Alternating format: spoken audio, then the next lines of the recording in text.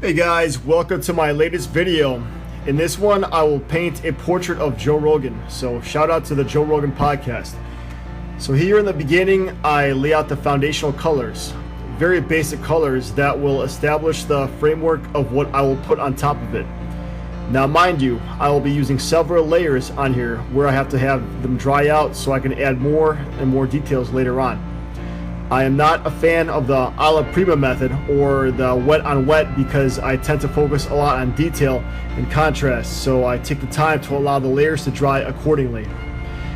I found that it was very easy for me to use the same basic colors on here over and over because the photo's color scheme is simple and easy to work with. For the flesh tones, I'm using burnt sienna, white, and a small amount of red.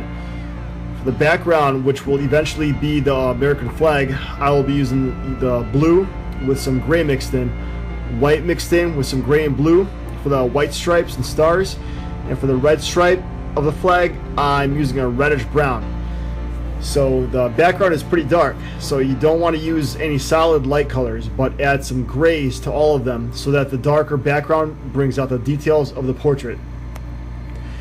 I use a grid to assist me with adding the details into all the right places. This is the way I work. To some artists it might seem like a crutch, but hey, whatever gets me results is fine by me.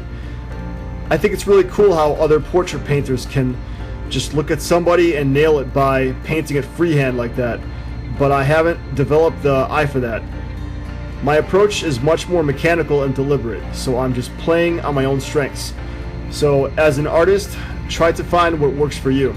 Look for any advantages you can use to get into the details or whatever objective you are looking to achieve. In these beginning stages, my portrait and the proportions of the face look nothing at all like the final product. And here, in these beginning stages, I actually got discouraged and questioned whether this portrait will really turn out the way the photo looks. That's the problem with the beginning stages of the painting, the sloppy stage I call it, where you're beginning to add the building blocks of your work, but having doubt whether it's going to turn out the way you want. So I then begin to add the smaller, more detailed parts onto the portrait. But still, here in this stage, I'm continuing to set up the platform on which I will continue to refine and sculpt the finishing touches later down the line. The biggest issue up to this point was painting the eyes, because here I thought this doesn't look anything at all like Joe Rogan. And so I took a break from painting the eyes so much and focused on the other parts of the portrait. What you have to realize is that the other elements of the portrait add up, and so in this early stage I haven't gotten everything down yet, so I don't have the full image that would match the photo. The portrait has a lot of light coming from the ceiling, as you can see with the reflections on the top of the head. When it comes to blending these lights, the light spots on the face, you have to make sure that the edges blend well together. I paint the light spots along with the darker spots next to each other, and then when the colors are next to each other, I then go back and blend the edges together so that the lights and darks transition into each other, creating a seamless color gradient. This works in levels both big and small. I wanted to make this portrait as photorealistic as possible, so I used a lot of blending with the lights and darks. For example, when I painted the wrinkles and crow's feet around the eyes, I first painted the lines indicating these wrinkles. Then I went back and got my flesh tone, painted that around the lines. Then I carefully blended the edges of the line and the surrounding colors, so the wrinkles aren't just lines of paint on the canvas, but they sink into the rest of the portrait. So the top of the head seemed to be too dark, and so I went back and added a lighter flesh tone. I had to reblend that with the light spots on top of the head, but that's just the way it goes with painting portraits. You have to go back and continue to refine the details until you finally see that it matches the photograph. I didn't stop there though. Once all these layers dried up, I eventually went back and worked out the smaller details, like the wrinkles and lines up there. All the while, I have been using nothing but brown, white, and a very small amount of red. Also, pay close attention to the edges, like where the edge of the head meets the dark blue background. I don't just leave alone the edge of the head with the background, I very slightly blend these two together so that it has a softer appearance. Otherwise, you will end up with a rougher looking painting. A lot of people who paint portraits complain about how difficult it is to paint the nose. This was actually one of the easiest parts for me. All I did was continue over and over to use my edge blending technique. Lay out the base colors of the shadow or light, then just blend the edges together.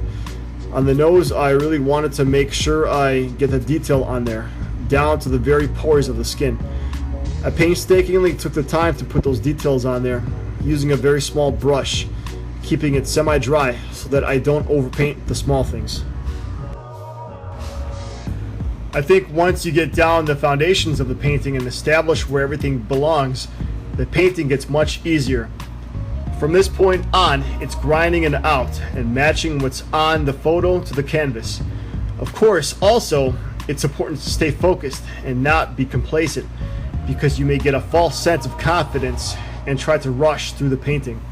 Also, pay close attention to the light spots on the portrait where the light is shining. Are they well blended with the edges? How do the transitions look? Check and double check to see if you can add any more detail anywhere. Take the time to scan your painting and see if there are any blind spots where you can refine even more detail. If you see any big solid colors anywhere, would you be able to add some more wrinkles, skin pores, or any hair, for example? Also, keep in mind not to overlook anything. I add the facial hair later on, but I make sure that the colors on the bottom of the face are smooth and on point so that they match the photo. I use some gray and white paint for the stubble and a small amount of white for the sides where the headphones meet the sides of the head. All these small details count. So, at this point, I have a well-established framework of everything that I have laid out. The portrait is almost done, and now I have to focus on the background and the audio equipment. It was so easy for me to say that I was almost done at this point, but I wasn't even close. I spent a lot of time building up the microphone and headphones, and painstakingly relied on the grid to make sure it matched the photo. This grid pattern makes painting so much easier, so guys, really, if you just take the time and focus, you too can easily paint a portrait. So from here, I'm just building up the rest of the painting.